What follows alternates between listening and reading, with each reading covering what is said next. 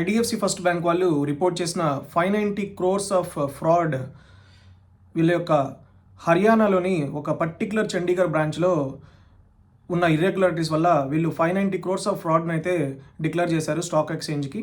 అది డిక్లేర్ చేసిన తర్వాత ఈరోజు ఐడిఎఫ్సి ఫస్ట్ బ్యాంక్ యొక్క షేర్ హోల్డర్ కమ్యూనిటీలో అండ్ డిపాజిటర్ కమ్యూనిటీలో రిమైనింగ్ స్టేక్ హోల్డర్ కమ్యూనిటీలో ఇది చాలా ప్యానిక్నెస్ని అయితే క్రియేట్ చేసింది. ఈ న్యూస్ అనౌన్స్ అయిన తర్వాత ఒక్క సెషన్లోనే ఈరోజు IDFC first bank at one point of time 20% correct అయింది. నిన్నటి క్లోజింగ్ ప్రైస్కి ఆల్మోస్ట్ 20% కరెక్ట్ అయింది. ఇప్పుడు నేను వీడియో రికార్డ్ చేస్తున్న టైంకి కొంత రికవరీ అయ్యి 15% నెగిటివ్లో అయితే ఐడిఎఫ్సి ఫస్ట్ బ్యాంక్ ట్రేడ్ అవుతుంది. డెఫినెట్గా ఈ న్యూస్ అయితే అంత చిన్న న్యూస్ అయితే కాదు.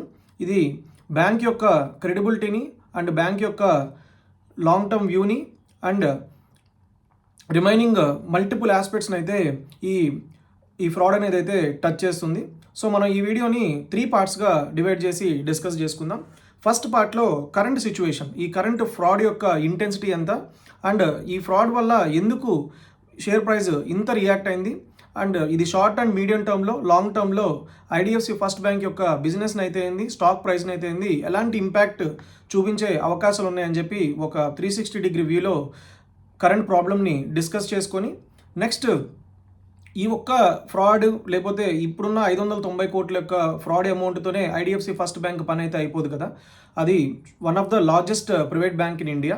సో ఓవరాల్గా ఈ ఐడిఎఫ్సి ఫస్ట్ బ్యాంక్ యొక్క డీటెయిల్డ్ ఫండమెంటల్ అనాలిసిస్ కూడా చేసి ఆ ఫండమెంటల్ అనాలిసిస్ తర్వాత కరెంట్ ట్రేడ్ అవుతున్న వాల్యుయేషన్ కూడా డిస్కస్ చేసుకొని అండ్ ఇప్పుడు ఉన్న ఈ ఫ్రాడ్ రిలేటెడ్ ఈవెంట్ ఏదైతే ఉందో ఆ ఈవెంట్ని ఈ ఫండమెంటల్స్లో కలిపి చూస్తే అసలు యాక్చువల్గా రైట్ నో ఇది అట్రాక్టివ్ ప్రైస్లో ఉందా, నెక్స్ట్ స్టెప్స్ ఇన్వెస్టర్స్ ఎలాంటి డెసిషన్స్ తీసుకోవడానికి మనకి అవకాశాలు ఉన్నాయని చెప్పి డీటెయిల్డ్గా మాట్లాడుకుందాం. So total 3 sections.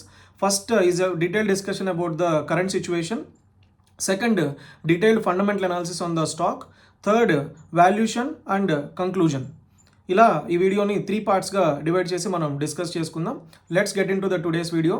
Hi friends, welcome to CA Ashok @stock market channel. First మనం సిరీస్ ఆఫ్ ద ఈవెంట్స్ మాట్లాడుకుందాం.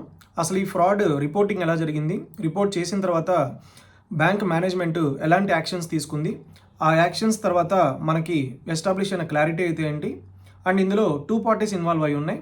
ఒకటి వచ్చేసరికి ఐడిఎఫ్సి ఫస్ట్ బ్యాంక్ అయితే సెకండ్ వచ్చేసరికి Haryana government.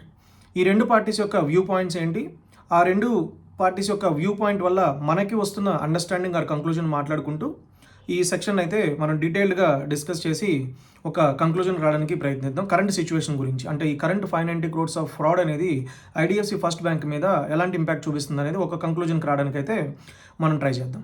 So first point వచ్చేసరికి ఓవర్ ద వీకెండ్ అంటే 22nd నిన్న ఐడిఎఫ్సి ఫస్ట్ బ్యాంక్ మేనేజ్మెంట్ వాళ్ళు స్టాక్ ఎక్స్చేంజ్కి ఒక ఫైలింగ్ అయితే పంపించారు.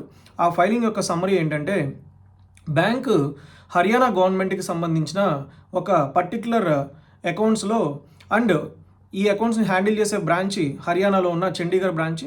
ఆ చండీగఢ్ బ్రాంచ్లో ఈ హర్యానా గవర్నమెంట్కి సంబంధించిన అకౌంట్స్ ఒక బ్రాంచ్ నుంచి వేరే బ్రాంచ్కి ట్రాన్స్ఫర్ చేయాలని చెప్పి రిక్వెస్ట్ వచ్చిందని చెప్పి ఆ రిక్వెస్ట్ వచ్చిన తర్వాత హర్యానా గవర్నమెంట్ వాళ్ళు ఏదైతే వాళ్ళ దగ్గర బ్యాలెన్సెస్ ఉన్నాయని చెప్పి అంటున్నారో అంటే ఆ బ్యాంక్ బ్యాలెన్సెస్ ఐడిఎఫ్సి ఫస్ట్ బ్యాంక్లో ఉన్న బ్యాలెన్సెస్ ఏవైతే ఉన్నాయని చెప్తున్నారో ఆ బ్యాలెన్స్ హర్యానా గవర్నమెంట్ వాళ్ళు చెప్తున్న అమౌంట్కి and actual IDFC first bank బ్యాలెన్స్కి మధ్య డిఫరెన్స్ అయితే అరేంజ్ అయింది.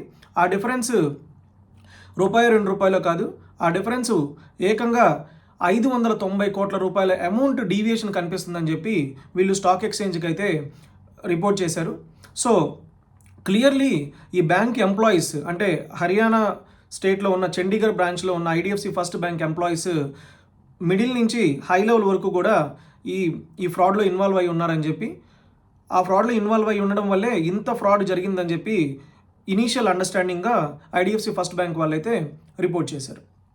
ఇది రిపోర్ట్ చేసిన తర్వాత బ్యాంక్ తీసుకున్న ఫర్దర్ యాక్షన్స్ ఏంటంటే ఫస్ట్ థింగ్ ఎవరైతే ఈ సీక్వెన్స్లో లేదా ఈ సిరీస్ ఆఫ్ ఈవెంట్స్లో ఇన్వాల్వ్ అయి ఉన్నారో వాళ్ళందరినీ సస్పెండ్ చేశారని చెప్పి సస్పెండ్ చేసిన తర్వాత వాళ్ళ మీద ఒక స్పెషల్ ఇన్వెస్టిగేషన్ స్టార్ట్ చేశారని చెప్పి అండ్ ఫోరెన్సిక్ ఆడిటర్ని కేపీఎంజీని సో కేపీఎంజీ మనందరికీ తెలిసిన ఆడిట్ ఫర్మే, one of the big 4 audit firms in India అని చెప్పొచ్చు, and even across the globe అని కూడా చెప్పొచ్చు. సో కేపీఎంజీ వాళ్ళని ఈ ఈవెంట్కి సంబంధించి detailed investigation and forensic audit చేయమని చెప్పి అయితే బ్యాంక్ వాలంటరీగా అపాయింట్ చేసిందని అయితే చెప్పాలి.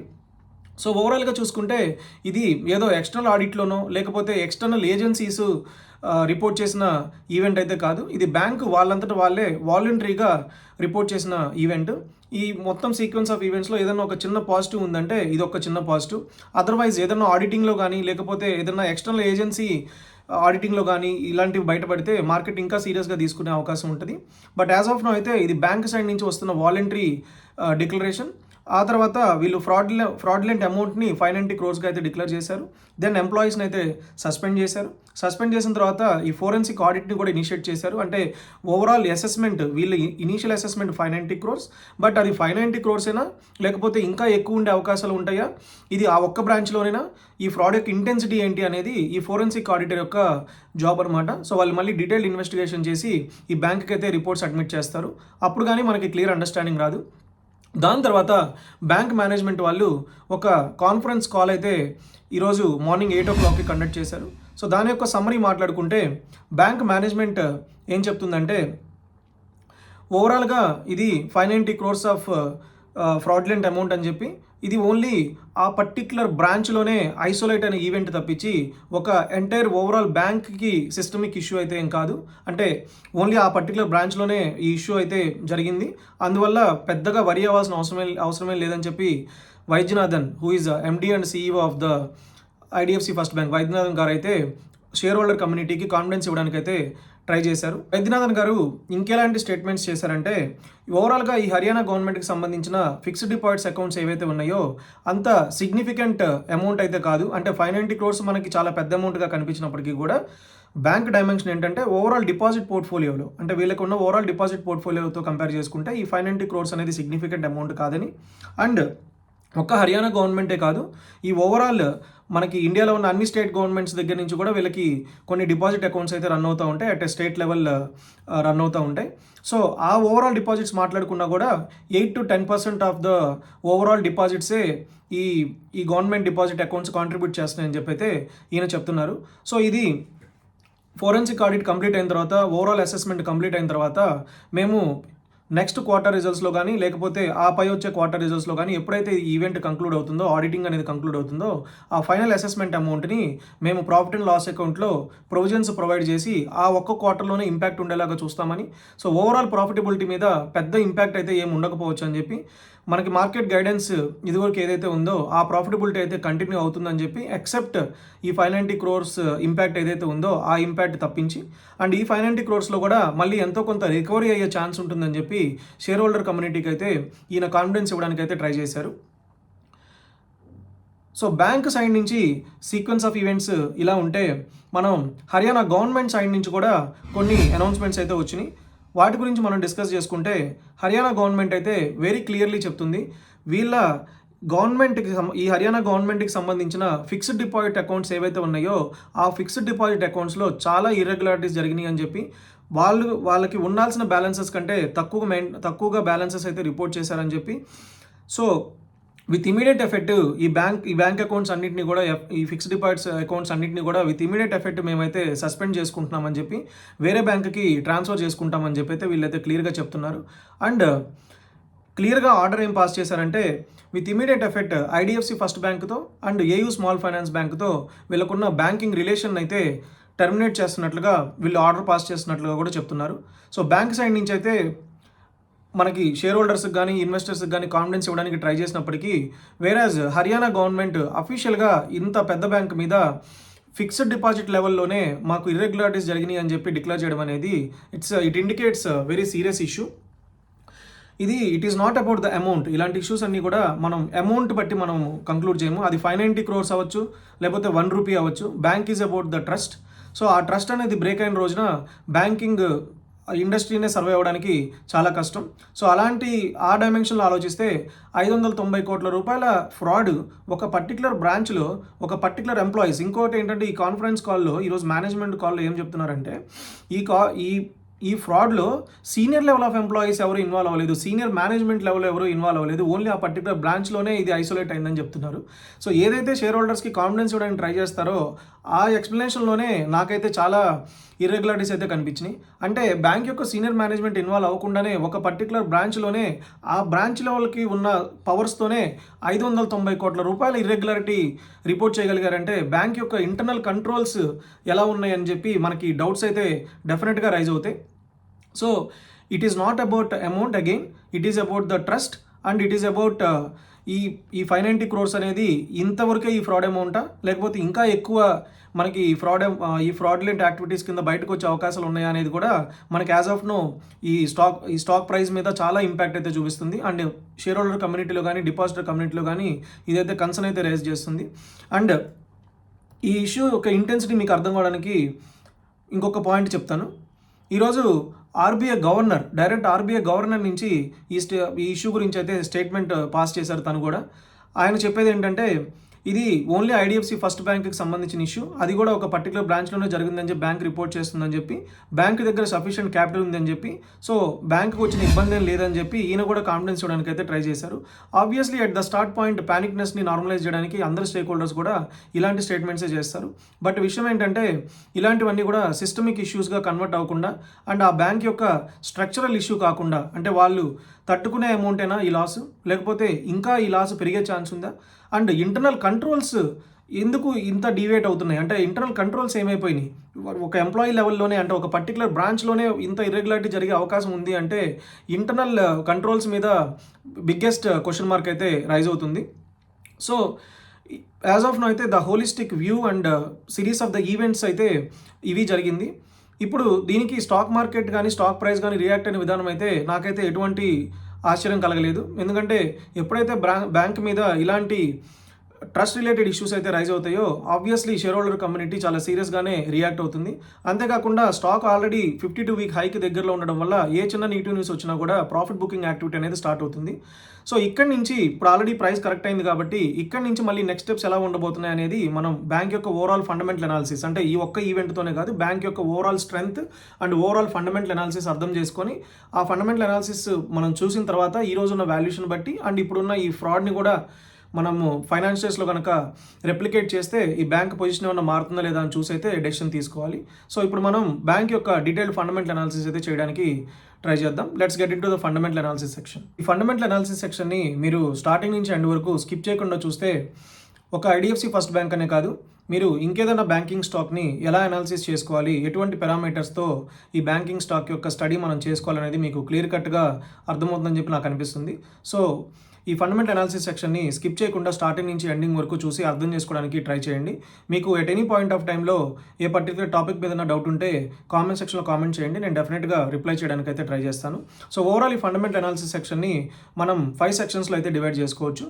ఫస్ట్ పారామీటర్ టు అనాలిసిస్ వచ్చేసరికి first one leadership, second one వచ్చేసరికి deposit section, third one loans, fourth one asset quality and fifth one వచ్చేసరికి వాల్యూషన్. ఈ టోటల్ 5 పారామీటర్స్లో మనం ఏ బ్యాంక్ అయినా సరే క్లియర్ కట్గా స్టడీ చేస్తే మనకి ఓవరాల్ అండర్స్టాండింగ్ అనేది వచ్చేస్తుంది. సో ద ఫస్ట్ సెక్షన్ వచ్చేసరికి లీడర్షిప్ సెక్షన్. లీడర్షిప్ సెక్షన్ మాట్లాడుకునే ముందు అసలు ఈ ఐడిఎఫ్సి ఫస్ట్ బ్యాంక్ ఎలా ఫామ్ అయిందో మనకు అర్థమవుతే ఈ బ్యాంకులో లీడర్షిప్ ఎంత కీ రోల్ ప్లే చేస్తుంది అనేది మనకైతే అర్థమవుతుంది. ఒక particular person who is MD and CEO Vaidyanathan గారు ఐడిఎఫ్సి ఫస్ట్ బ్యాంక్ యొక్క ఫార్మేషన్లో కానీ గ్రోత్లో కానీ ట్రాన్స్ఫర్మేషన్లో కానీ వెరీ కీ పర్సన్ అయితే చెప్పుకోవచ్చు. ఈ బ్యాంక్ ఎలా ఫామ్ అయిందంటే ఇది IDFC bank and capital first అనే రెండిటి మెర్జర్ రూపంలో ఈ ఐడిఎఫ్సి ఫస్ట్ బ్యాంక్ అయితే ఫామ్ అయింది. ఐడిఎఫ్సి బ్యాంక్ అనేది 1997లో ఫామ్ అయ్యి దాని ఆపరేషన్స్ కంటిన్యూ చేస్తూ ఉంది. నెక్స్ట్ క్యాపిటల్ ఫస్ట్ ఎన్బిఎఫ్సి అనేది వైద్యనాథన్ గారు 2012లో దాన్ని ఎస్టాబ్లిష్ చేసి చాలా ర్యాపిడ్ స్కేల్లో దాన్ని అయితే గ్రో చేశారు 2018 వరకు. సో 2012 నుంచి 2018 వరకు వైద్యనాథన్ గారి లీడర్షిప్లో క్యాపిటల్ ఫస్ట్ ఎన్బిఎఫ్సి అనేది చాలా ర్యాపిడ్ గ్రోత్ అయితే చూసింది.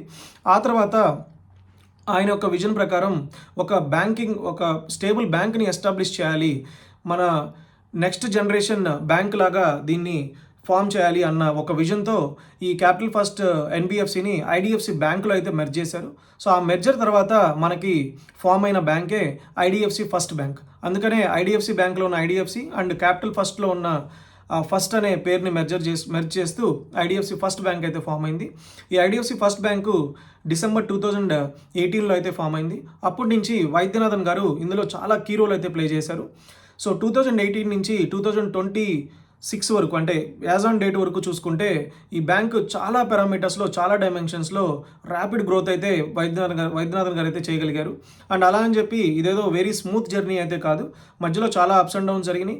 At each and every crisis Vaidyanathan గారు ఈ బ్యాంక్ని నావిగేట్ చేసిన విధానం అయితే మాత్రం ట్రూలీ ఇన్స్పైరింగ్ అని చెప్పొచ్చు. So key man behind the scenes for IDFC first bank అయితే clear cutly MD and CEO అయిన వైద్యనాథన్ గారు అని చెప్పి అయితే మనం కంక్లూడ్ చేయొచ్చు. ఈ లీడర్షిప్ అనేది ఎందుకు ఇంత ఇంపార్టెంట్ రోల్ ప్లే చేస్తుందంటే, ఎస్పెషల్లీ మిడ్ సైజ్డ్ బ్యాంక్స్లో ఒక పర్టికులర్ పర్సన్ యొక్క విజనరీతోనే ఈ బ్యాంక్స్ అనేవి ఎస్టాబ్లిష్ అవుతాయి. వన్స్ ఒక స్కేల్కి రీచ్ అయిన తర్వాత ఈ ప్రాసెసెస్ కానీ, ప్రొసీజర్స్ కానీ, బ్యాంకులో ఉండే పాలసీస్ కానీ అన్నీ మెచ్యూర్ అయ్యి ఒక బోర్డు రూపంలో ఒక భారీ సంస్థగా అవి రూపొందిన తర్వాత ఒక పర్టికులర్ పర్సన్ మీద డిపెండెన్సీ కాకుండా ఆటోమేటిక్గా అవి ఆటో పైలట్ మోడ్లో మనకి వెళ్తూ ఉంటాయి. ఈవెన్ మనం హెచ్డిఎఫ్సి బ్యాంక్ గురించి మాట్లాడుకున్నా కూడా there are key people like Deepak Parekh గారు కానీ, ఆదిత్యపురి గారు కానీ, వీళ్ళందరూ చాలా కీ రోల్ ప్లే చేశారు. వన్స్ వాళ్ళు బ్యాంక్ని ఒక సైజుకి తీసుకెళ్ళిన తర్వాత అది ఆటో పైలట్ మోడ్లో వెళ్ళిపోతూ ఉంటుంది. అంటే ఆ ఫ్రాంచైజ్ కానీ, దాంట్లో ఉండే పాలసీస్ అండ్ ప్రొసీజర్స్ కానీ, ఇంటర్నల్ కంట్రోల్స్ కానీ, సిస్టమ్స్ కానీ బాగా మెచ్యూర్ అయిపోయిన తర్వాత అవి అలా ఒక ఆటో పైలట్ మోడ్లో ఆ సంస్థ అయితే నడుస్తూ ఉంటుంది. As of now IDFC first bank అనేది ఒక మిడ్ సైజ్డ్ బ్యాంక్ అనేది చెప్పొచ్చు. బట్ వైద్యనాథన్ గారి విజన్ అయితే మాత్రం దీన్ని one of the top banks in ఇండియాగా ట్రాన్స్ఫార్మ్ చేయాలని చెప్పి తన విజన్ అండ్ మిషన్ అని చెప్పి మల్టిపుల్ అకేషన్స్లో అయితే ఈయన డిస్కస్ చేస్తూ ఉన్నారు. సో ఈ వైద్యనాథన్ గారు అనేది చాలా కీ రోల్ ప్లే చేస్తూ ఉంటారు. At any point of time ఈయన ప్రెజెన్స్ అనేది బ్యాంక్కి చాలా ఇంపార్టెంట్. ఇది బ్యాంక్కి అడ్వాంటేజ్ అని చెప్పొచ్చు, at the same time key risk అని చెప్పొచ్చు. సో ఆయన continuity matters a lot to the bank. Next important parameter ఏ బ్యాంక్ అయినా సరే డిపాజిట్స్ ప్రొఫైల్ అని చెప్పాలి. డిపాజిట్స్ ప్రొఫైల్ అనేది ప్రతి బ్యాంకులోనూ చాలా క్రూషియల్ రోల్ ప్లే చేస్తుంది. ఎందుకంటే ఇండియా లాంటి ఎమర్జింగ్ కంట్రీలో, మనలాంటి డెవలప్డ్ కంట్రీస్లో లోన్స్ ఇవ్వడం అనేది చాలా ఈజీ. ఎప్పుడు కూడా మనకి క్రెడిట్ డిమాండ్ ఉంటూనే ఉంటుంది. సో లోన్ తీసుకునే కస్టమర్స్ ఎప్పుడు అవైలబుల్ ఉంటూనే ఉంటారు మార్కెట్లో. బట్ కొత్తగా ఒక బ్యాంక్ని ఎస్టాబ్లిష్ చేసి ఆ బ్యాంక్లో డిపాజిట్ ప్రొఫైల్ని బిల్డ్ చేయడం అనేది మెయిన్ ఇంపార్టెంట్ పాయింట్. సో ఆ యాంగిల్లో మాట్లాడుకుంటే ఐడిఎఫ్సి ఫస్ట్ బ్యాంకు వీళ్ళు రీసెంట్గా పోస్ట్ చేసిన Q3 FY26 రిజల్ట్స్లో ఇయర్ ఆన్ ఇయర్ 24.3% డిపాజిట్స్లో గ్రోత్ అయితే రికార్డ్ చేశారు. అండ్ ఓవరాల్గా బ్యాంక్ ఇన్కాపరేట్ చేసినప్పటి నుంచి చూసుకుంటే డిసెంబర్ 2018లో వీళ్ళ టోటల్ డిపాజిట్స్ వచ్చేసరికి 38,455 crores నుంచి యాజ్ ఆన్ డిసెంబర్ 2025, అంటే వాళ్ళు రీసెంట్గా పోస్ట్ చేసిన Q3 FY26 రిజల్ట్స్ నాటికి 2,82,662 crores వీళ్ళు గ్రో అయ్యారు, విచ్ ఈజ్ 34.8% CAGR గ్రోత్ అయితే వీళ్ళు డెలివర్ చేశారు ఈ ఓవరాల్ ఈ 7 yearsలో, which is excellent track record అని అయితే చెప్పొచ్చు. సో వైద్యనాథన్ గారు అచీవ్ చేసిన ఒక ఇంపార్టెంట్ మైల్ స్టోన్ ఏదన్నా ఈ బ్యాంక్ జర్నీలో ఉంది అంటే that goes to deposit franchise building. నేను ఇందా చెప్పినట్టు ఈ డిపాజిట్స్ని బిల్డ్ చేసుకోవడంలోనే బ్యాంక్ యొక్క మెయిన్ సక్సెస్ ఉంటుంది. అండ్ ఈ డిపాజిట్ని బిల్డ్ చేసుకోవడంలో కూడా మనం డిపాజిట్స్ని ఇంకా ఫర్దర్గా ఎలా అనాలిసిస్ చేసుకోవాలంటే వీళ్ళ ఓవరాల్ డిపాజిట్స్ 2 రకాలు ఉంటాయి. ఒకటి retail oriented deposits, 2 wholesale deposits అంటాం. హోల్సేల్ డిపాజిట్స్ అంటే కార్పొరేట్స్ నుంచి కానీ, హై నెట్వర్త్ ఇండివిజువల్స్ కానీ, ఇన్స్టిట్యూషనల్ అకౌంట్స్ కానీ వాళ్ళు చేసే డిపాజిట్స్ని మనం హోల్సేల్ డిపాజిట్స్ అంటాం. సో ఆ డిపాజిట్స్ ప్లస్ రిటైల్ డిపాజిట్స్ ఈ 2 కలిపితేనే మనకు టోటల్ డిపాజిట్స్ అవుతాయి. ఈ ఓవరాల్ టోటల్ డిపాజిట్స్లో కూడా ఏ సెగ్మెంట్ కూడా ఎక్కువ ఎలొకేషన్ ఉండకుండా బ్యాలెన్స్డ్గా ఉంటే దాన్ని కరెక్ట్ డిపాజిట్ ప్రొఫైల్ అని చెప్పి మనం చెప్పొచ్చు. ఎందుకంటే హోల్సేల్ డిపాజిట్స్ అనేవి ఒక particular organization or particular corporate మీద డిపెండ్ అయి ఉంటుంది. ఫర్ ఎగ్జాంపుల్ ఆ కార్పొరేట్ కనుక ఈ బ్యాంక్ నుంచి వేరే బ్యాంక్కి మా డిపాజిట్స్ మూవ్ చేయాలి అంటే ఆల్ ఆఫ్ ఎ సడన్ వీళ్ళ దగ్గర ఉన్న డిపాజిట్స్ ఒక బ్యాంక్ నుంచి ఇంకో బ్యాంక్ నుంచి వెళ్ళిపోయినప్పుడు ఆల్ ఆఫ్ ఎ సడన్ ఈ బ్యాంక్ మీద చాలా కాస్ట్ ఆఫ్ ఫండ్స్ రూపంలో ఇంపాక్ట్ పడే ఛాన్స్ అయితే ఉంటుంది. సో ఆ యాంగిల్లో ఏ బ్యాంక్ అయినా సరే మనం డిపాజిట్స్ అనాలిసిస్ చేసుకునేటప్పుడు CASA deposits against to the total deposits ఎంత పర్సంటేజ్ ఉందనేది చూసుకోవాలి. ఈ పర్సంటేజ్ ఎంత ఎక్కువ ఉంటే ఆ బ్యాంక్ యొక్క డిపాజిట్స్ హెల్దీనెస్ అంత బాగున్నట్లు లెక్క. ఎందుకంటే కాసా డిపాజిట్స్ అంటే nothing but current account and saving account deposits which are more like retail in nature. So వాటిల్లో బ్యాంక్ మనకు ఆఫర్ చేసే ఇంట్రెస్ట్ రేట్ అనేది తక్కువ ఉంటుంది. And at the same time ఆ డిపాజిట్ ప్రొఫైల్ అనేది కొన్ని వేల కస్టమర్స్ ఆర్ లక్షల కస్టమర్స్ మొత్తానికి స్ప్లిట్ అయి ఉంటుంది కాబట్టి ఎట్ ఏ టైము వీళ్ళందరూ ఒక బ్యాంక్ నుంచి ఇంకో బ్యాంక్ నుంచి మూవ్ అయ్యేది తక్కువ ఉంటుంది. సో ఆ యాంగిల్లో మాట్లాడుకుంటే ఐడిఎఫ్సి ఫస్ట్ బ్యాంక్ యొక్క Kasa deposit as on December 2025 51.6గా ఉంది, which is again very good Kasa ratio అని చెప్పొచ్చు. సో డిపాజిట్స్ సైడ్ అయితే ఐడిఎఫ్సి ఫస్ట్ బ్యాంక్ ఈ 7 ఇయర్స్లో చాలా important and very crucial growth అయితే వీళ్ళు అచీవ్ చేశారని చెప్పొచ్చు. And even total retail deposits against wholesale deposits ఒక పర్సంటేజ్ మాట్లాడుకున్నా కూడా వీళ్ళు December 2018లో హోల్సేల్ డిపాజిట్స్ ఎక్కువ ఉండేవి. 73% హోల్సేల్ డిపాజిట్స్, ఓన్లీ 27% మాత్రమే రిటైల్ డిపాజిట్స్ ఉండేది. ఆ కాంపోజిషన్ నుంచి యాజ్ ఆన్ December 2025కి complete transformation. Retail deposits 79%, wholesale deposits 21%గా వీళ్ళు టిల్ట్ చేయగలిగారు బ్యాంక్ని. That is really nice thing అని చెప్పొచ్చు. సో ఈ బ్యాంక్ యొక్క జర్నీలో నాకు బాగా ఇంప్రెసివ్ అనిపించేది అంటే వీళ్ళ డిపాజిట్స్ ఫ్రాంచైజ్ బిల్డింగ్ జర్నీ అని చెప్పాలి. అది కూడా 38,455 crores 2018లోంచి 2,82,662 crores, విచ్ ఈజ్ ఆల్మోస్ట్ 7 times ఆఫ్ గ్రోత్ని హోల్సేల్ డిపాజిట్స్ కాన్సన్ట్రేషన్ ఉన్న బుక్ కాస్త రిటైల్ డిపాజిట్స్ కాన్సన్ట్రేషన్ బుక్గా టిల్ట్ చేయడం అనేది very huge success by bank అని అయితే చెప్పుకోవచ్చు. డిపాజిట్స్ని అనాలిసిస్ చేసేటప్పుడు ఇంకొక పాయింట్ మనం గుర్తుపెట్టుకోవాల్సింది ఏంటంటే ఈ డిపాజిట్స్ అన్నీ కూడా ఎంత కాస్ట్కి బ్యాంక్ ఎక్వైర్ చేస్తుంది. ఎంత కాస్ట్కి అంటే నథింగ్ బట్ ఆ డిపాజిట్ మీద bank on an average the whole retail deposits and ఇందా మనం మాట్లాడుకున్నట్టు హోల్సేల్ డిపాజిట్స్ ఏవైతే ఉన్నాయో ఓవరాల్ యావరేజ్ కాస్ట్ బ్యాంక్కి ఎంత పడుతుంది అంటే వాళ్ళు ఆ డిపాజిట్స్ మీద ఎంత ఇంట్రెస్ట్ కస్టమర్కి పే చేస్తున్నారు అనేది ఇంపార్టెంట్ పాయింట్. ఇప్పుడు ఎప్పుడైనా సరే హై డిపాజిట్ రేట్ ఆఫర్ చేసి డిపాజిట్స్ని అట్రాక్ట్ చేయడం అనేది ఈజీ వే, బట్ ఇంత బల్క్ బుక్లో కూడా డిపాజిట్స్ తక్కువ ఇంట్రెస్ట్ రేట్కి కనుక బ్యాంక్ ఎక్వైరీ చేయగలిగితే ఆ బ్యాంక్ యొక్క క్వాలిటీ అనేది మనకు అర్థమవుతుంది. ఆ యాంగిల్లో IDFC first bank very good స్టేజ్కి అయితే రీచ్ అయిందని చెప్పొచ్చు. వీళ్ళు ఇనీషియల్ లెవెల్స్లో మిడ్ టైర్ బ్యాంక్స్తో కంపేర్ చేసుకుంటే ఇనీషియల్ లెవెల్స్లో వీళ్ళ బ్యాంక్ యొక్క కాస్ట్ ఆఫ్ ఫండ్స్ 7.8%గా ఉండేది, whereas compare to other middle level banks యొక్క కాస్ట్ ఆఫ్ ఫండ్స్ చూసుకుంటే 6.3%గా ఉండేది. ఆ స్టేజ్ నుంచి వీళ్ళు 7.8% యావరేజ్ నుంచి 6.11% వీళ్ళ కాస్ట్ ఆఫ్ ఫండ్స్గా అయితే కన్వర్ట్ చేసుకోగలిగారు. This is again very good track record అని అయితే చెప్పొచ్చు. నెక్స్ట్ ఇంపార్టెంట్ పారామీటర్ వచ్చేసరికి లోన్స్ అండ్ డిపాజిట్స్గా మాట్లాడుకోవాలి. వీళ్ళ లోన్స్ అండ్ డిపాజిట్స్ రీసెంట్గా అనౌన్స్ చేసిన Q3 FY26 రిజల్ట్స్లో ఇయర్ ఆన్ ఇయర్ కంపారిజన్ చూసుకుంటే 20.9% గ్రోత్ అయితే డెలివర్ చేశారు. వీళ్ళ బ్యాంక్ ఇన్కార్పొరేట్ అయిన దగ్గర నుంచి కనుక కంపేర్ చేసుకుంటే December 2018లో 1,04,666 crores ఉన్న లోన్స్ కాస్త December 2025 నాటికి 2,79,428 crores రికార్డ్ చేశారు. When compared to deposits loans అయితే కొంత తక్కువ గ్రోత్ రేట్తో గ్రో అయినని చెప్పాలి. దీనికి మెయిన్ రీజన్ ఏంటంటే December 2018 నుంచి March 2022 వరకు వీళ్ళు ఏదైతే బ్యాంకు కొత్తగా ఎస్టాబ్లిష్ అయిందో స్టెబిలైజేషన్ పీరియడ్గా చెప్తున్నారు. ఆ స్టెబిలైజేషన్ పీరియడ్ దాటిన తర్వాత 2022 నుంచి 2025 వరకు చూసుకుంటే అగైన్ ర్యాపిడ్ గ్రోత్ అయితే డెలివర్ చేశారు.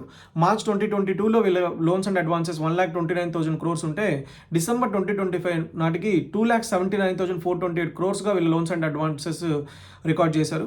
ఈ 3 ఇయర్స్లో almost 2.5 times loans and advance అయితే గ్రో చేశారు. ఈ లోన్స్ అండ్ అడ్వాన్సెస్ని మనం ఫర్దర్గా ఎలా అనాలిసిస్ చేసుకోవాలంటే ఈ ఓవరాల్ లోన్స్ అండ్ అడ్వాన్సెస్లో ఒకటి heavy concentration to any particular segment అయితే ఉండకూడదు.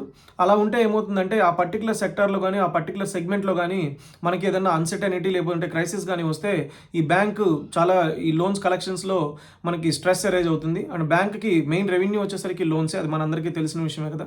ఆ లోన్స్లో కనుక వీళ్ళకి రావాల్సిన ఈఎంఐస్ కరెక్ట్ టైంలో రాకపోయినా అండ్ ఏదన్నా పెద్ద లోన్ అకౌంట్ కనుక ఎన్పిఏ కింద మారినా కూడా నాన్ పర్ఫార్మింగ్ అసెట్ కింద మారినా కూడా అంటే మోర్ దెన్ 90 days కనుక పేమెంట్ రాకపోతే దాన్ని మనం ఎన్పిఏ అని చెప్పి అంటాము. సో అలా వీళ్ళు ఈ లోన్స్ అండ్ అడ్వాన్సెస్ మనం ఫర్దర్గా అనాలిసిస్ చేసుకునేటప్పుడు ఈ ఓవరాల్ బుక్ అనేది డైవర్సిఫైడ్గా ఉందా లేదా అంటే not concentrate on any particular sector కానీ ఎనీ పర్టికులర్ సెగ్మెంట్ కానీ లేకుండా అన్ని సెక్టార్స్ని క్యాటర్ చేస్తూ ఉందా లేదా ఒక పాయింట్ చూస్తాము. అండ్ సెకండ్ పాయింట్ మనం వెరిఫై చేసేసరికి వీళ్ళ మొత్తం సెక్యూర్డ్ లెండింగ్ ఎంత ఉంది, అన్సెక్యూర్డ్ లెండింగ్ ఎంత ఉందో కూడా చూడాలి. ఎప్పుడైతే సెక్యూర్డ్ లెండింగ్ ఎక్కువ ఉంటుందో అక్కడ మీకు డిఫాల్ట్ ఛాన్సెస్ తక్కువ ఉంటుంది. సో ఏదైతే లోను ఏదన్నా మనకి ఆస్తి లేకపోతే ఏదన్నా ప్రాపర్టీ లేకపోతే ఎనీ కొలేటరల్ కనుక ప్రొవైడ్ చేసి ఎవరైనా లోన్ తీసుకుంటే వాళ్ళు మ్యాక్సిమం ఆ లోన్ రీపేమెంట్ అనేది తేడా రాకుండా అయితే చూసుకుంటారు. సో ఈ లోన్స్ అండ్ అడ్వాన్సెస్ మనం అనాలిసిస్ చేసుకుంటే ఐడిఎఫ్సి ఫస్ట్ బ్యాంక్ వాళ్ళది వీళ్ళు ఇనీషియల్గా 2018లో ఫామ్ చేసే టైంకి అగైన్ సేమ్ స్టోరీ. వీళ్ళ ఇనిషియల్గా హోల్సేల్ లోన్స్ అయితే ఎక్కువ ఉండేవి. హోల్సేల్ లోన్స్ అంటే ఒక పర్టికులర్ గ్రూప్ ఆఫ్ కస్టమర్స్కే బల్క్లో లోన్స్ ఇస్తుంటారు. సో ఆ టైంలో వీళ్ళు హోల్సేల్ లోన్స్ 86%గా ఉండేది కాస్త 2025 నాటికి వీళ్ళు హోల్సేల్ సెగ్మెంట్కి 20%, మార్ట్గేజ్ బ్యాక్డ్ లోన్స్ అంటే ఇందా మనం మాట్లాడుకున్నట్టు సెక్యూర్డ్ లోన్స్ 28% గాను, vehicle loans again vehicle loans కూడా సెక్యూర్డ్ లోన్స్ అనే మాట్లాడుకోవాలి, అవి 12% గాను, rural 6%, MSME 8% and other type of lending to the retail which is like personal loans అవ్వచ్చు, క్రెడిట్ కార్డ్స్ అవ్వచ్చు, ఇలాంటివన్నీ వీళ్ళకి 26% అని చెప్పొచ్చు. సో వీళ్ళు అక్రాస్ ద బోర్డ్ మంచి డైవర్సిఫికేషన్ అయితే వీళ్ళు లోన్ బుక్లో అయితే అచీవ్ చేశారని చెప్పుకోవాలి. మీరు ఈ స్లైడ్లో గమనించవచ్చు వీళ్ళు ఎంత డైవర్సిఫికేషన్ ఉందో వీళ్ళ లోన్ బుక్లో. ఈ ఓవరాల్ లోన్ బుక్లో 14% of the total loan book entirely unsecured అని అయితే చెప్తున్నారు. సో 14% అనేది which is a manageable level. ఈ లోన్స్ అండ్ అడ్వాన్సెస్ సెక్షన్లో ఇంకొక పాయింట్ మనం మాట్లాడుకోవాల్సింది ఏంటంటే వీళ్ళు ఈ లోన్స్ అండ్ అడ్వాన్సెస్ ర్యాపిడ్గా గ్రో చేసే ప్రాసెస్లో ఇన్ బిట్వీన్ 2022 నుంచి 2025 మధ్యలో వీళ్ళు మైక్రో ఫైనాన్స్ లోన్స్ అయితే చాలా హెవీగా ఇచ్చారు. ఈ మైక్రో ఫైనాన్స్ లోన్స్ ఏంటంటే మేజర్లీ అన్సెక్యూర్డ్ లోన్స్ ఉంటాయి, బట్ హై ఇంట్రెస్ట్ రేట్కి వీళ్ళు ఆ లోన్స్ అనేది ప్రొవైడ్ చేస్తూ ఉంటారు. ఎప్పుడైతే ఇందా మనం మాట్లాడుకున్నట్లు అన్సెక్యూర్డ్ లోన్ ఉంటుందో ఆ అన్సెక్యూర్డ్ లోన్ అనేది డిఫాల్ట్ అయ్యే ఛాన్స్ ఎక్కువ ఉంటుంది. ఈ మైక్రో ఫైనాన్స్ సైకిల్ బాగా నడిచిన రోజుల్లో వీళ్ళకి ప్రాఫిట్స్ అనేవి బాగా గ్రో అయినప్పటికీ ఎప్పుడైతే ఈ మైక్రో ఫైనాన్స్ లోన్స్లో లాస్ట్ 1.5 ఇయర్లో వీళ్ళకి ఆ బుక్లో అయితే స్ట్రెస్ కనిపించిందో వీళ్ళకి ప్రాఫిటబిలిటీ మీద బాగా ఇంపాక్ట్ అయితే కనిపించింది. ఆ ప్రాఫిటబిలిటీ ఇంపాక్ట్ అనేది మనం ప్రాఫిటబిలిటీ సెక్షన్లో మాట్లాడుకుందాం. Next important parameter for any bank analysis వచ్చేసరికి అసెట్ క్వాలిటీ అని చెప్తాం. ఈ asset quality is nothing but మనము బ్యాంక్ ఏదైతే ఓవరాల్ లోన్స్ శాంక్షన్ చేసిందో ఆ ఓవరాల్ లోన్స్లో ఎన్ని లోన్స్ ఈ రెగ్యులర్ ఈఎంఐ సైకిల్ ఫాలో అవుతున్నాయి, ఏ లోన్స్ అయితే రెగ్యులర్ ఈఎంఐ సైకిల్ ఫాలో అవ్వకుండా మోర్ దెన్ 90 days కనుక ఈఎంఐ కట్టకుండా ఉంటే దాన్ని నాన్ పర్ఫార్మింగ్ అసెట్ కింద అయితే డిక్లేర్ చేయాలి. దాన్ని మనం గ్రాస్ నాన్ పర్ఫార్మింగ్ అసెట్స్ అంటాం. ఈ గ్రాస్ నాన్ పర్ఫార్మింగ్ అసెట్స్లోంచి ప్రొవిజన్స్ని కనుక మనం డిడక్ట్ చేసిన తర్వాత మనకి వచ్చే అమౌంట్నే నెట్ నాన్ పర్ఫార్మింగ్ అసెట్స్ అంటాం. సో ఈ రెండు రేషియోస్ బ్యాంకుకి ఎంత తక్కువ ఉంటే బ్యాంక్ యొక్క లోన్ బుక్ అంత హెల్దీగా ఉన్నట్లు. సో బ్యాంక్ యొక్క లోన్ బుక్ ఎంత హెల్దీగా ఉంటే బ్యాంక్ ప్రాఫిటబిలిటీ అంత బాగా ఉండే అవకాశాలు ఉంటాయి. సో ఈ పారామీటర్ బేస్ చేసుకునే మనకి స్టాక్ మార్కెట్లో ఒక పర్టికులర్ బ్యాంక్కి అండ్ రిమైనింగ్ బ్యాంక్స్కి మధ్య వాల్యుయేషన్ డిఫరెన్స్ ఏదైతే ఉంటుందో ఈ అసెట్ క్వాలిటీ అనేది క్రూషియల్ రోల్ అయితే ప్లే చేస్తుంది. ఏ బ్యాంక్ అయితే asset quality superior and consistency maintain చేస్తూ ఉంటారో ఆ బ్యాంక్కి మార్కెట్ ఎక్కువ వాల్యుయేషన్ ఇచ్చే ఛాన్స్ అయితే ఉంటుంది. సో ఇప్పుడు ఐడిఎఫ్సి ఫస్ట్ బ్యాంక్ ఒక అసెట్ క్వాలిటీ కనుక కంపేర్ చేసుకుంటే as on December 2025 1.69% gross NPA గాను, నెట్ ఎన్పిఏ వచ్చేసరికి 0.53% గాను వీళ్ళు రికార్డ్ చేశారు. అనే ఓవరాల్ బేసిస్ ఈ రెండు రేషియోస్ కూడా చాలా మంచి రేషియోస్ అనే చెప్పొచ్చు. వేరాజ్ వీళ్ళు ప్రొడక్ట్ సెగ్మెంట్ వైజ్ కనుక నాన్ పర్ఫార్మింగ్ అసెట్స్ని కనుక చూసుకుంటే వీళ్ళకి మెయిన్ మనం ఇందాక మాట్లాడుకున్నట్టు మైక్రో ఫైనాన్స్ లోన్స్లో వీళ్ళకి రీసెంట్ టైమ్స్లో అయితే బాగా ఎఫెక్ట్ పడింది. ఈ గ్రాఫ్లో మీరు నోటీస్ చేయొచ్చు వీళ్ళకి మార్ట్గేజ్ ప్రొడక్ట్ సెగ్మెంట్లో కానీ వెహికల్ సెగ్మెంట్లో కానీ ఎక్కడైతే వీళ్ళు సెక్యూర్డ్ లోన్స్ ప్రొవైడ్ చేస్తారో వాళ్ళ యొక్క gross and net NPAs very much under control అయితే ఉన్నాయని చెప్పి మనకు క్లియర్గా అర్థమవుతుంది.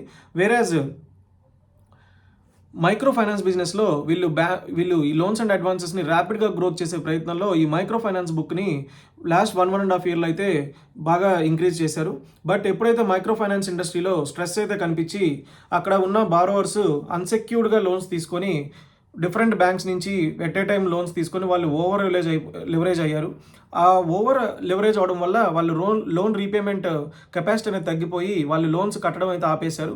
ఇది ఒక ఐడిఎఫ్సి ఫస్ట్ బ్యాంక్దే కాదు, అక్రాస్ ద బ్యాంకింగ్ సెగ్మెంట్ అయితే లాస్ట్ 1.5 ఇయర్లో ఈ ఇష్యూ వల్ల ప్రతి బ్యాంక్ యొక్క లోన్ బుక్లో అయితే ఎఫెక్ట్ ఉంది. సో ఎవరైతే ఈ మైక్రో ఫైనాన్స్ సెగ్మెంట్కి లోన్స్ తక్కువ ఇచ్చారో ఆ బ్యాంక్స్ మీద పెద్ద ఎఫెక్ట్ లేదు. వేరాజ్ మనం చెప్పుకున్నట్టు ఐడిఎఫ్సి ఫస్ట్ బ్యాంక్ అయితే ఈ మైక్రో ఫైనాన్స్కి బాగా లోన్స్ ఇవ్వడం వల్ల వీళ్ళకి లాస్ట్ ఫైనాన్షియల్ ఇయర్లో విచ్ ఇస్ లైక్ 2025 ఫైనాన్షియల్ ఇయర్లో కానీ 2024లో కానీ వీళ్ళ బుక్స్లో ఇంపాక్ట్ అయితే బాగా కనిపించింది ఆ మైక్రో ఫైనాన్స్ లోన్స్ వల్ల. సో ఇప్పుడు మనం ఇక్కడ గ్రాస్ ఎన్పిఏ యొక్క ట్రెండ్ నోటీస్ చేసినా కూడా వీళ్ళ మైక్రో ఫైనాన్స్ ఎన్పిఏ బుక్లో ఆల్మోస్ట్ గ్రాస్ ఎన్పిఎస్ ఒక పాయింట్ ఆఫ్ టైంలో 9.73% విచ్ ఇస్ ఎ హ్యూజ్. అంటే మనం 100 రూపీస్ లోన్ ఇస్తే 100 రూపీస్ లోన్ అమౌంట్ అయితే అందులో 10 రూపీస్ వర్త్ ఆఫ్ లోన్స్ అయితే వెనక్కి రావడం ఆపేసినాయి. సో అది బేసికలీ చాలా హై ఎన్పిఏ రేషియో అని చెప్తాము. 9.73% నుంచి రీసెంట్గా December 2025 నాటికి 5%గా స్టెబిలైజ్ అయినట్టు అయితే వీళ్ళు రికార్డ్ చేస్తున్నారు. Next important parameter profitability. వీళ్ళ ప్రాఫిటబిలిటీ గురించి మాట్లాడితే FY అంటే 2019లో వీళ్ళు నెట్ ప్రాఫిట్ లెవెల్లో 1944 క్రోర్స్ లాస్ నుంచి FY20లో 2864 క్రోర్స్ లాస్ బుక్ చేశారు. ఫస్ట్ ప్రాఫిటబిలిటీ వీళ్ళు అచీవ్ చేసింది 2021లో. 2021 నుంచి 450 క్రోర్స్, 2022లో 145 క్రోర్స్, 2023లో 2437 crores, which is a huge jump from between FY22 to FY23. మన పర్టికులర్గా ఆ టైంలోనే కంపెనీ యొక్క స్టాక్ ప్రైస్లో కూడా మంచి వాల్యూషన్ అయితే ఆ పీరియడ్లో కనిపిస్తుంది మనకి. 2023 నుంచి 2024 అంటే FY24లో 2957 crores, which is a peak profit. Even మీరు స్టాక్ వాల్యూషన్లో కూడా చూసుకుంటే 2024లో FY24లో IDFC ఫస్ట్ బ్యాంక్కి చాలా పీక్ వాల్యూషన్లో కనిపిస్తుంది. That is when the again bank problem has been started. ఇందాక మనం అసెట్ క్వాలిటీ సెక్షన్లో లోన్ సెగ్మెంట్లో మాట్లాడుకున్నట్టు వీళ్ళు మైక్రో ఫైనాన్స్ లోన్స్కి ఎక్కువ లోన్స్ ఇవ్వడం వల్ల 2024లో వీళ్ళ ఇంట్రెస్ట్ రేట్స్ నిమ్స్ బాగా స్ప్రెడ్ అయ్యి, ఎందుకంటే అన్సెక్యూర్డ్ లోన్స్ హై ఇంట్రెస్ట్ రేట్కి ఇస్తాం. ఎప్పుడైతే హై ఇంట్రెస్ట్ రేట్కి లోన్స్ ఇస్తారో బ్యాంక్ ప్రాఫిటబిలిటీ కూడా పెరిగే ఛాన్స్ ఉంటుంది. బట్ వేరేజ్ 2024లో వీళ్ళు మైక్రో ఫైనాన్స్ బుక్ బాగా పెంచడం వల్ల 2957 క్రోర్స్ ప్రాఫిట్ అయితే రికార్డ్ చేశారు. కానీ ఎప్పుడైతే ఆ లోన్స్ వీళ్ళు మళ్ళీ తిరిగి కట్టడం అనేది కస్టమర్స్ దగ్గర నుంచి బిహేవియర్ మారి NPAs పెరుగుతున్నాయో, నాన్ పర్ఫార్మింగ్ అసెట్స్ మారినాయో, 2020-25లో ఆల్మోస్ట్ ప్రాఫిట్స్ హాఫ్ అయినాయి. 2957 క్రోర్స్ నుంచి 1525 క్రోర్స్కి ఆల్మోస్ట్ హాఫ్గా వీళ్ళ ప్రాఫిట్స్ అయితే రిడ్యూస్ అయింది. That is when again you see the sharp correction in the share price. So not just profit. So any బ్యాంక్కి 3 కాంబినేషన్స్లో మనకి మార్కెట్ అయితే 3 పారామీటర్ కాంబినేషన్లో మార్కెట్ అయితే స్టాక్ ప్రైస్ని డిటర్మైన్ చేస్తూ ఉంటుంది. ఫస్ట్ది వచ్చేసరికి వీళ్ళ డిపాజిట్ పోర్ట్ఫోలియో ఎట్లా పెరుగుతుంది, సెకండ్ది వచ్చేసరికి లోన్ గ్రోత్ ఎట్లా ఉంది. ఈ 2 కాంబినేషన్స్తో పాటు వీళ్ళు అసెట్ క్వాలిటీ ఎంత బాగా మెయింటైన్ చేస్తున్నారు. అంటే నాన్ పర్ఫార్మింగ్ అసెట్స్ ఎప్పుడు కూడా వీళ్ళకి బిలో 1.5 అండ్ నెట్ NPA వచ్చేసరికి బిలో 1 ఉండేలాగా మార్కెట్ అయితే మెజర్ చేసుకుంటూ ఉంటుంది. ఈ 3 పారామీటర్స్ కాంబినేషన్లోనే మార్కెట్ వాల్యూ స్టాక్కి ఒక వాల్యూషన్ అయితే ఇస్తుంది. సో బిట్వీన్ 2024 అండ్ 2025 ఎప్పుడైతే ప్రాఫిట్స్ ఆఫ్ అయినాయో వీళ్ళ స్టాక్ ప్రైస్లో కూడా అలాగే కరెక్షన్ స్టార్ట్ అయింది. ఎప్పుడైతే మళ్ళీ వీళ్ళ మైక్రో ఫైనాన్స్ బిజినెస్ని స్లోగా స్టెబిలైజ్ చేసుకుంటూ మళ్ళీ ప్రాఫిట్స్ని నాన్ పర్ఫార్మింగ్ అసెట్స్ని కంట్రోల్లో చేసుకుంటూ ఈ 9 months ఆఫ్ ద FY26 అయితే ట్రావెల్ చేశారు. సో ఈ 9 months ఆఫ్ FY26లో వీళ్ళు 1317 క్రోర్స్ అయితే ప్రాఫిట్ రికార్డ్ చేశారు. Again back to the profitability path అయితే చెప్పొచ్చు. అసెట్ క్వాలిటీలో ఇంప్రూవ్మెంట్ ఉంది. ఎక్కడైతే వీళ్ళ లోన్ బుక్లో ప్రాబ్లం ఉందో ఆ లోన్స్ని తగ్గించుకుంటూ అసెట్ క్వాలిటీని ఇంప్రూవ్ చేసుకుంటూ మళ్ళీ ప్రాఫిట్స్ ఎప్పుడైతే ఇంప్రూవ్ చేయడం మొదలు పెట్టారో రీసెంట్గా మనకి స్టాక్ ప్రైస్ 54 లెవెల్స్ నుంచి మళ్ళీ ఇప్పుడు మన ఈ ఫ్రాడ్, ఈ హర్యానా గవర్నమెంట్ రిలేటెడ్ ఫ్రాడ్ ఏదైతే ఉందో అది బయటపడక ముందు వరకు 53 లెవెల్స్ నుంచి ఆల్మోస్ట్ 82 లెవెల్స్ 52 వీక్ హై డైరెక్షన్లో అయితే స్టాక్ ట్రావెల్ చేయడం మొదలుపెట్టింది. నెక్స్ట్ మనం స్టాక్ వాల్యూషన్ గురించి మాట్లాడుకుంటే స్టాక్ వాల్యూషన్ అండ్ కంక్లూజన్ ఈ సెక్షన్లోనే నేను ప్రొవైడ్ చేస్తాను. స్టాక్ వాల్యూషన్ గురించి మాట్లాడుకుంటే ఎనీ బ్యాంక్ స్టాక్ వాల్యూషన్ ఇందాక నేను ఎక్స్ప్లెయిన్ చేసినట్లు 3 పారామీటర్స్ కాంబినేషన్లో అయితే అది మార్కెట్ మనకి రివార్డ్ చేయడం అయితే మొదలు పెడుతుంది. సో ఫస్ట్ వచ్చేసరికి వీళ్ళ డిపాజిట్స్ యొక్క హెల్దీనెస్ ఎంత, ఎక్కువ గ్రాన్యులారిటీ ఉండాలి డిపాజిట్స్లో, అండ్ కాస్ట్ ఆఫ్ డిపాజిట్స్ తక్కువ ఉండాలి.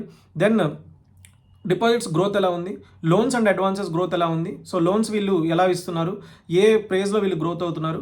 అలా గ్రో అవడంతో పాటు ఈ డిపాజిట్స్ లోన్స్ గ్రో అవడమే కాదు, మళ్ళీ వీళ్ళు ఇచ్చిన లోన్స్ని రికవర్ చేసుకోవాలి. ఆ రికవర్ చేసుకున్నప్పుడే వీళ్ళ బ్యాంక్ యొక్క కోర్ క్యాపిటల్ లూజ్ అవ్వకుండా ఉంటుంది అండ్ ప్రాఫిటబిలిటీ అనేది మెయింటైన్ అవుతుంది.